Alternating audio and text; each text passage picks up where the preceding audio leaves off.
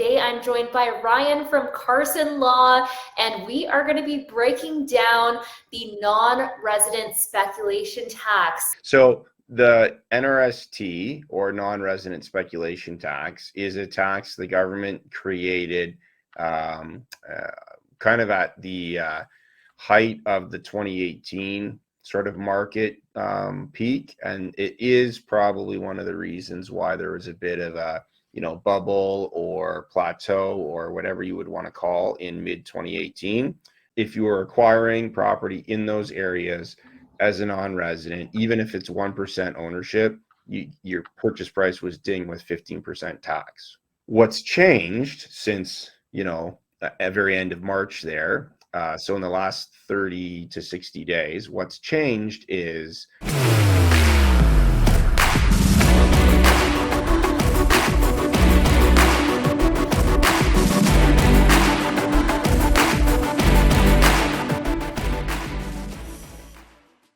What's going on YouTube? It's Lynn Matheson here, and welcome to the Canadian Real Estate Channel. Today I'm joined by Ryan from Carson Law, and we are going to be breaking down the non-resident speculation tax. So there were changes to this tax back in March on the 29th at the end of the month, and we're going to actually break down what those changes were and what they actually mean. So guys, if you're not already subscribed to the Canadian Real Estate Channel, make sure that you subscribe today and smash that like button if you enjoyed today's video, and throw some love in the comment section below.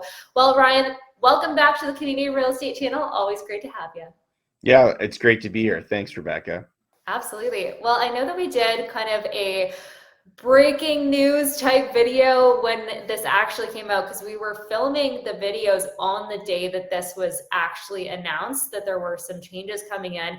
But now that some time has passed, let's actually break down exactly what changes there were to this investment tax, as well as what that kind of means for investors. So let's start kind of high level there and break down exactly what those changes were, and then we can dive deep. So the NRST, or non-resident speculation tax, is a tax the government created kind of at the height of the 2018 sort of market peak, and it is probably one of the reasons why there was a bit of a bubble or plateau or whatever you would want to call in mid 2018, because that was the original launch of the NRST.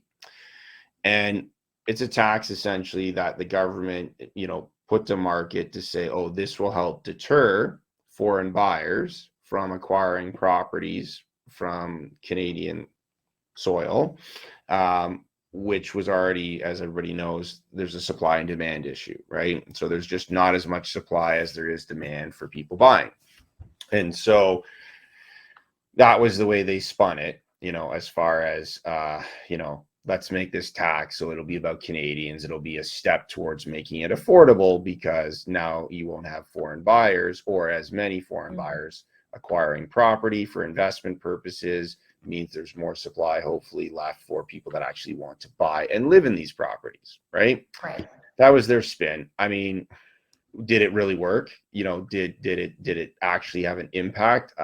Probably, I think all of us can see since 2018 to 2022, it's been 3 years. We still got the same problem. Supply and demand problem still exists, and it might have hit a bit of a bubble component where it did impact kind of for maybe the balance of 2018. Maybe foreign buyers took a bit of a break from acquiring in Canada, but I don't really think the stats would show it significantly impacted foreign buyers acquiring in Canada, and it certainly didn't make the impact I think people thought it would, or the way the government spun it to be, which was make things more affordable. It didn't do that at all, because everybody knows prices in 2018 to 2022 are way up, right? Even right now, with a bit of a plateau or whatever you'd want to say the market's doing right now, the NRST didn't do what it was supposed to do if it was purposed for making stuff more affordable.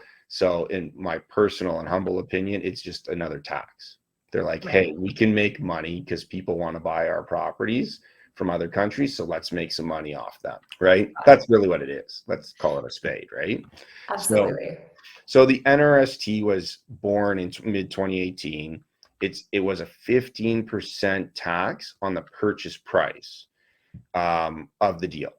And it works a bit different than its other non-resident tax, which is under the Income Tax Act for sellers. It works a bit differently because the NRST tax for buyers that we're talking about, no matter what percentage you own as the buyer, even if you only are part of the ownership group for 1% of the property, you're getting taxed the NRST on the whole value. It's not prorated like the income tax non-resident seller tax is. So the NRST applied across the whole purchase price, and it was 15%. And so on $1 million purchase, if my math's right, that's $115,000 that you'd have to pay on top of the purchase price, and on top of land transfer tax, and on top of legal fees and registrations, right? So this NRST was 15%, and it applied essentially regionally to the Golden Horseshoe. It was a bit broader than what I think a lot of people would say is the Golden Horseshoe, which is kind of like Hamilton to, east side Toronto. It was basically all the way to the falls, all the way around to probably the very far side of the lake on the east side of Toronto, and it could go all the way up more or less to about Barrie. So it was pretty big. It was, I think, broader than the Golden Horseshoe, but that's kind of how they described it. But if you were acquiring property in those areas as a non-resident, even if it's 1% ownership, your purchase price was dinged with 15% tax. Right. What's changed since, at very end of March there, so in the last 30 to 60 days, what's changed is now it's not regional. Now it's the whole province, and it's 20%. So they've jacked it up 5%, and they made it the whole province wide. There is a bit of there are some transitional rules that I don't think it's no point boring everybody with those on this conversation. It'd be fact specific, like, were you buying a property that didn't close yet during the announcement period, like, kind of thing, right? So long story short, the new NRST is going to apply for everybody, like, on a go forward basis that hasn't done anything official yet. You've got this 20% closing anywhere in Ontario, and that's if you're not a Canadian, not a permanent resident. And that goes for like entities as well. So corporations, even though they might be a Ontario or Canadian based corporation, if they have foreign ownership and directing minds, that's going to trigger it too. Got it. Right. So you can't even use corporations to kind of try to slough your way around it. Not in the direct sense of like, oh, well, we'll make it an Ontario or a federal Canadian company that it'll buy it. It's a Canadian, entity. So we're good. No, because if you've got foreign directors as part of that or foreign shareholders as part of it, now you're still triggering the NRST possibly with the way it's written. So that's really those are the changes, 15 to 20% now. So you're up 5% to 20, and you're not regional, you're the whole province. Got it. So those investors will have to effectively account for an additional 20% of the entirety of the purchase price that they're going to be paying in order to get into that property. That's right. I mean, a possible solution to this, and this is something people could contact us on, because this is just something myself and some other lawyers in the office have been kind of brainstorming. I don't know that we've actually tried to do implementation of this yet. So people could call us and we could chat further about it. But we have thought about the concept and the idea of, could you create a corporation, which is Ontario or Canadian, with entirely only, directorship and shareholdings of Canadians or permanent residents, so that the acquisition can occur properly, and then have a joint venture agreement to tie in any other component that is, unrelated. So that's something that we've talked about. I don't know that it would work or be effective, because they may end up, like mortgage companies, they might say, well, are there beneficial interests to the corporation? In which Right. case you'd have to disclose the fact that there are beneficial interests and ownerships of third parties that are not permanent residents or Canadian citizens. But that's basic. It's basically a tax. The government's got kind of the loopholes kind of tied off for the most part, and then anything that they don't have tied off probably spins and spawns some sort of other consequence that might not be as favorable as just paying the tax, right? But it is a very sizable tax. Now there are, as we alluded to earlier, there are some transitional rules. So I mean, if those were to apply, you might get a bit of a buffer between the application of the full onset of the new rules versus the old ones, which could give some ease to non-residents that are acquiring properties in the transitional period. But more or less, it's just a hefty tax, right? For people to have to pay as a foreign buyer.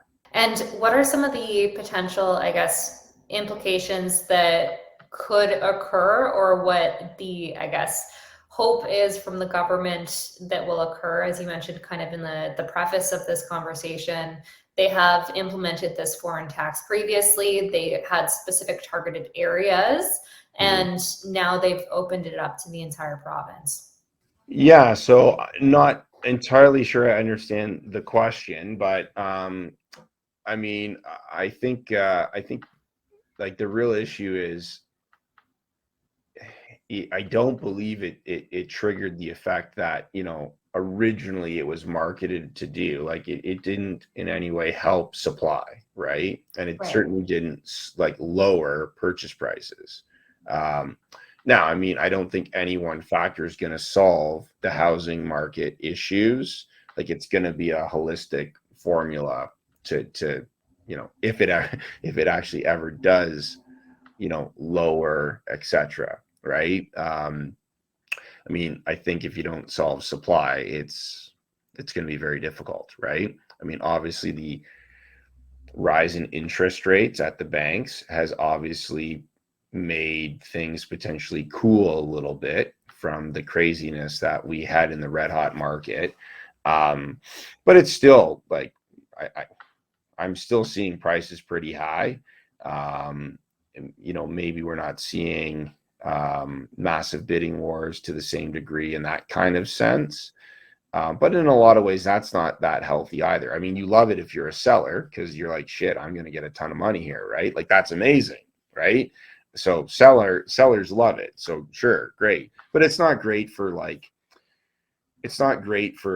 making proper deals. And when you can't make proper deals, lots of stuff happens down the road, like other problems. So people who are real estate investors who are trying to constantly do real estate transactions, especially on acquisition, I mean, it's not a great market to try to do that in, right? You're really putting yourself at a bit of risk because, you can't do any proper due diligence. It's pretty hard to do it. You're taking a risk that way. And I think it's a leverage market when it's like that. If it's a bit more balanced, yes, as a seller, it's not going to be as exciting. You're not making like $1 million over ask or $500,000 over ask, but should you really Right. You know what I mean? Like, I don't know. Like, it's great for those people that were able to sell their properties and now they got an extra bit of cake for their retirement or their next investment or whatever. So it's, hey, take what the market will give you for sure. But it's not great for buyers. And I think for making it a healthier transaction. And that's kind of the same thing with this non-resident tax. I mean, I don't know. I don't really think it did what it was supposed to do. And now I just feel maybe I'm just jaded towards government, but I feel like it's just them taking more money because they see the opportunity to acquire more tax. Right, absolutely. Well, there could be, I guess, a lot of potential outcomes here, and nobody has a crystal ball, so it's really hard to actually determine what is going to happen in terms of next steps or predicting outcomes. Certainly, as you mentioned, it didn't have the intended effect the first time that they implemented the tax. Now the tax has increased. So some potential outcomes from this will certainly be that, well, there will just be a larger outlay from those foreign investors. But I guess the question is, will it slow them down in the Canadian market if that's what the intention is? Or will it prevent the prices from continuing to rise if that's what the intention is? So it is hard to know at the end of the day as what was the cause versus the effect in some of these situations, because as you mentioned, it is multifaceted. Like they're hitting it from all sorts of different angles right now, with interest rates, with different taxes that are coming in, and it's really hard to really see which one is going to be the triggering event that causes that to be actually fixed. Yeah, and I mean, I humbly think that it's going to be holistic, in the sense that it's going to just be the totality of all different kind of, things happening. I mean, interest rates obviously seem to, from a more immediate point of view, I think have kind of, it's sticker shock, I think, for people. I think, people are so used to being like, oh, 2%, 1%, like this is ridiculous. It's like, oh, it's free money, right? Yeah. So it's a bit crazy that people are referring to like 3.5 as like, oh, that's a terrible interest rate.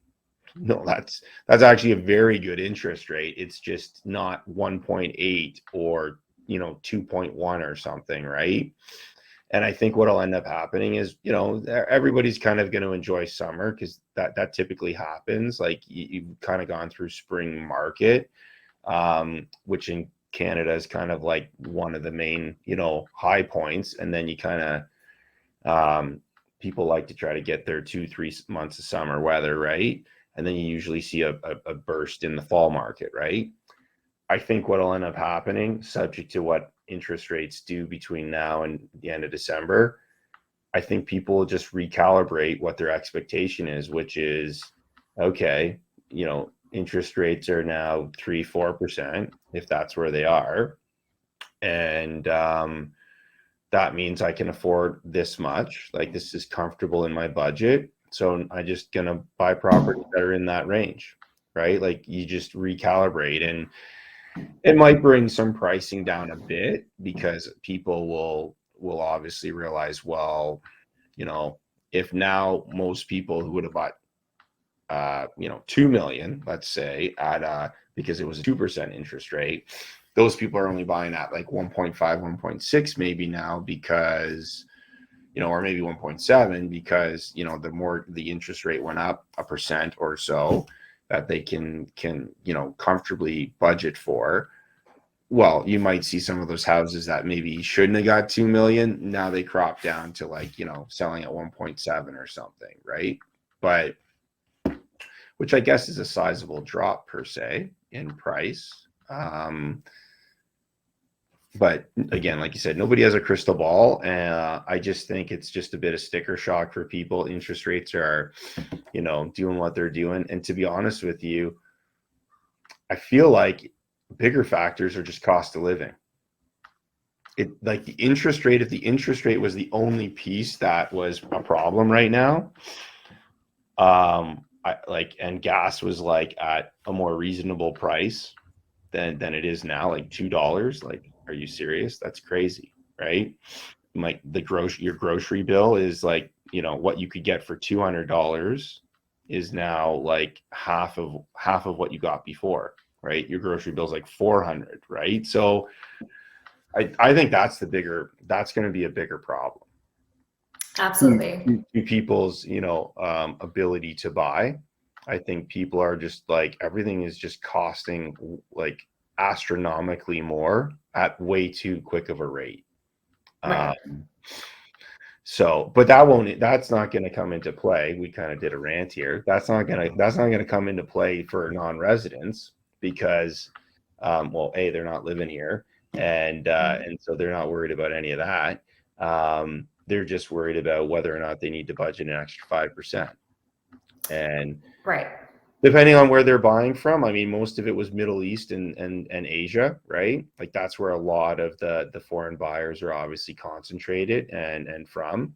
I mean, if their exchange rate is significantly better than ours, well, that like is 5% going to really discourage you from making an investment that 5%. I'll just make 5% less than I was originally going to, anticipate, but I'm still happy with the return on this investment because it's going to cash flow me like 20% or return on investment in 5-year sale of whatever, right? Like if you're still going to make a really good return on your money, is 5% really going to stop you? Or is it just making it so instead of making $100,000, you're making 90, I right? think that it is all kind of correlated, and we've kind of gone down and discussed a little bit of the interest rate side of things, but I think that there is a conversation to be had here just about what's happening in the Canadian economy right now versus what the intention might be for this foreign investment tax and the potential implications. So this is coming in at a time in which the Canadian economy is definitely seeing all-time highs with inflation. So Yeah. where the cost of living for Canadians is significantly higher, Canadians' buying capacity is going to be lower, and we're also seeing the price points in the market still remain high, but definitely have tapered off at least. But their buying power is lesser because the cost of living is just more expensive. Inflation is I think at around 6%, crazy all-time high. So to see a foreign investor that's not maybe experiencing the same sort of inflation event, does it affect them? Does that extra 5% align with what's happening in Canada with inflation, or is that really just on par with the rest of Canadians' inflation? Like it's really hard to know if that's actually going to have the intended impact that was hoped for in terms of if we're trying to empower more Canadians to be able to buy, well, we're also hitting them with a ton of cost of living increases and their actual buying power is limited with all of the interest rates going up. So will it actually allow for more Canadians to get into the market, or will it just put us on more of a level playing field? And again, nobody has a crystal ball. It's hard to really predict these things. And you can see the government trying to make an attempt, though, to allow for more Canadians to enter into the market. But the big question is will it actually have the intended impact that they're hoping for? And it is multifaceted. There's a lot of different factors, and it will be interesting to see how it all shakes out at the end of the day, because they have, I'd say, the biggest difference. Sure, we have a 5% increase, but the biggest difference, I think, is going to be the location, because they specifically identified one location which that foreign investment tax in Ontario applied to previously.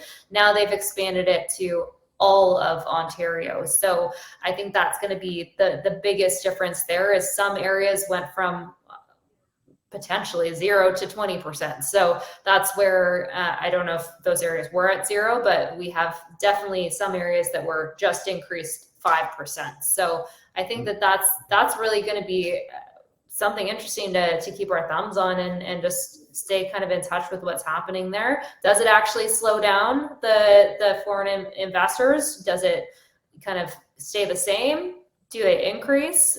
There are many different outcomes that could potentially happen from this. So I'd love to hear what you guys think in the comment section below, what impact you think that this foreign investment tax is going to have on the marketplace, and will it actually slow down foreign investors, or is this more of a multifaceted problem? As Ryan has pointed out, a lot of different potential implications here, or potential kind of holdbacks from the Canadian buying power right now as well. So I'd love to hear what you guys think. And Ryan, do you have any kind of closing thoughts here about this foreign investing tax? No, just make sure, just really make sure you educate yourself on it. I'd say make sure you talk to your lawyer. I mean, I know a lot of real estate coaches and real estate agents are very educated and are very aware of what's kind of happening with things like this. But I think we have seen where people have relied on the advice of some of those individuals who really shouldn't be giving out, legal advice per se about whether or not the NRST is applicable to their situation. And it has, ended up creating a bit of a problem, because usually the issue is they didn't think it applied and then it did apply, and then they haven't budgeted for it, right? So and then we're trying to scramble to see if there is any like obscure exemption that we can find for somebody, right? So I would say the main thing is, before you sign firm, if you know that you or somebody else who's going to be a buyer with you is not a Canadian citizen or a permanent resident, make sure you've got a conditional period to at least have that reviewed with your lawyer, and specifically make sure the lawyer's given you a proper review and advice on the application of the NRST, because you just want to make sure do you need to budget for it, and what is it, or is there an exception?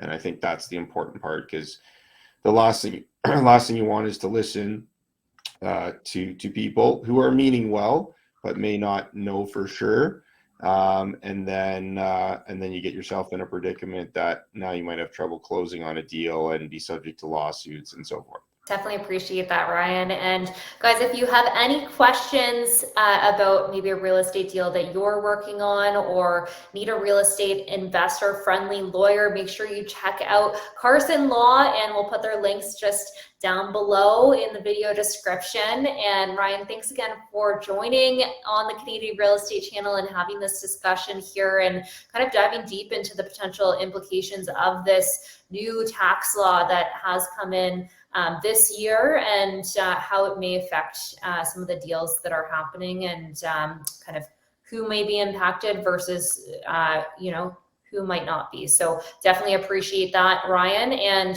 for all of those tuned in right to the end, make sure you throw us some love in the comment section below. Let us know what you think might happen with this tax coming in, as well as what you think the potential outcomes may be either way. And smash the like button if you haven't already, as well as subscribe to the Canadian Real Estate Channel. It really helps us out and helps us provide you with more value and more content. So guys, thanks for tuning in, and we will see you on the next one.